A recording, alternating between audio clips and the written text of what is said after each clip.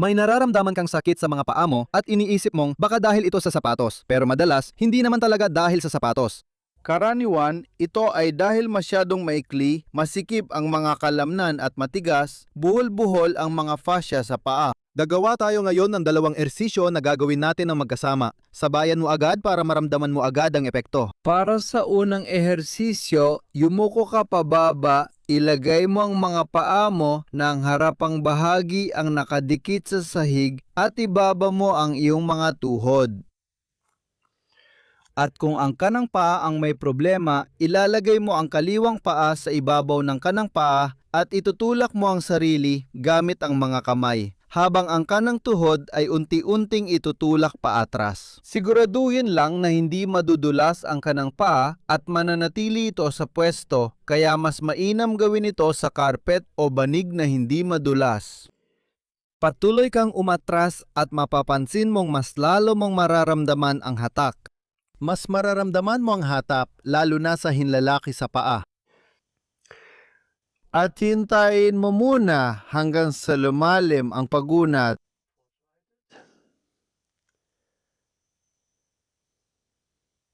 Ang malaking daliri sa paa ay unti-unting itataas, kumbaga papunta sa sobrang pag-unat. Mapapansin mong may hatak sa kaliwang bahagi ng kasukasuan ng hinlalaki sa paa.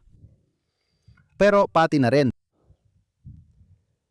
Sa gitnang bahagi ng paa sa arko at habang humuhupa ito, itutulak mo pa lalo ang sarili mo pabalik at pinapalakas mo pa ito.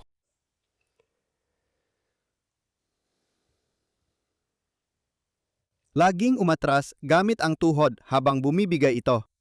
At ngayon, palalakasin natin ang mga iniinat natin sa pagsubok na ibaluktot ang hinlalaki at ang iba pang daliri sa paa na nakadikit ng madiin sa sahig. Ibig sabihin, itulak mo ang sarili mo pasulong gamit ang mga daliri sa paa, pero hindi talaga kaya. Dahil diyan, pwede kang maglagay ng puwersa kahit walang galaw na siya mismong kailangan natin. Yung iniinat, kailangan pagtrabahuin ng todo, tapos magpapahinga ka. Iatras mo palalo ang tuhod mo. Mas lalo mong pinapalakas ang pag-inat. At gawin mo ulit yan. Tama, idiin ang mga daliri ng paa sa sahig. Pakawalan mo lang. Konti pa, umatras ka pa ng kaunti. Isa pa, idiin mo ulit ang mga daliri ng paa mo sa sahig. Iding mabuti. Pakawalan mo, umatras ka pa ng kaunti. At umatras ka pa ng kaunti. Lumabas ka sandali. At itataas mo ang paa pataas papunta sa harapang bahagi ng binti mo. Itataas mo rin ang daliri ng paa papunta sa harapang bahagi ng binti.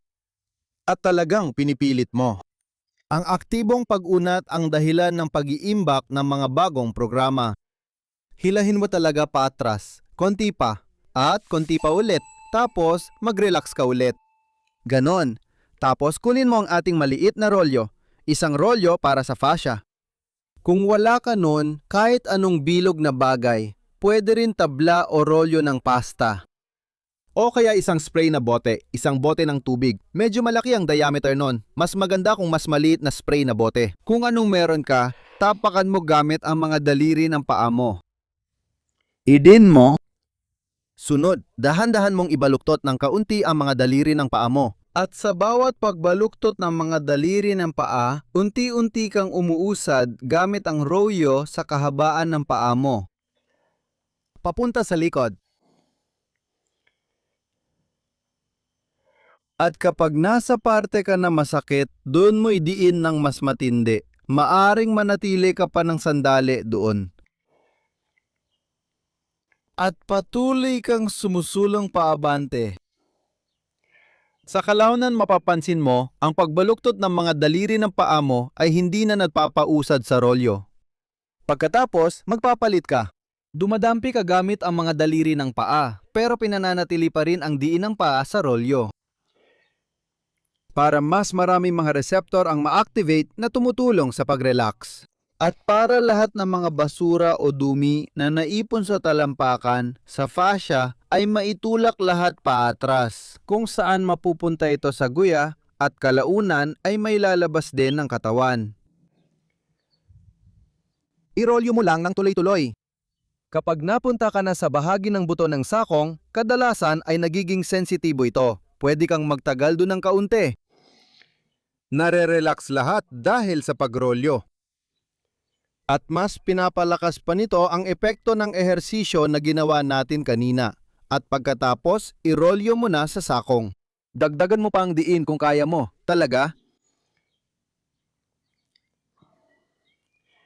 Na lahat ng likido na naipapagalaw ayon sa ating iniisip ay maaring dumalay pa atras ngayon, papunta sa guya. At pagkatapos, tapos ka na. Ngayon, maglakad ka muna o gawin mo ang nagdulot sa iyo ng sakit.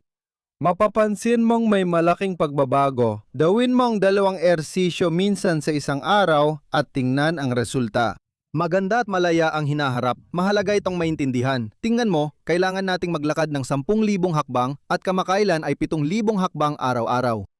Habang mas naglalakad tayo, mas napapagod ang ating mga paa dahil palagi natin itong ginagamit. Ngunit kulang tayo sa pag-aalaga rito. Siguraduhin ninyong may ginagawa ang mga tao para sa kanilang mga paa, kaya ipadala ang video na ito. Ibahagi mo ito sa lahat ng kilala mong tao dahil kailangan ito ng kanilang mga paa. Palagi tayong nakasuot ng masisikip na sapatos kaya hindi makagalaw ng maayos ang mga paa. Makakatulong ang mga ehersisyong ito para mabalansin natin ito.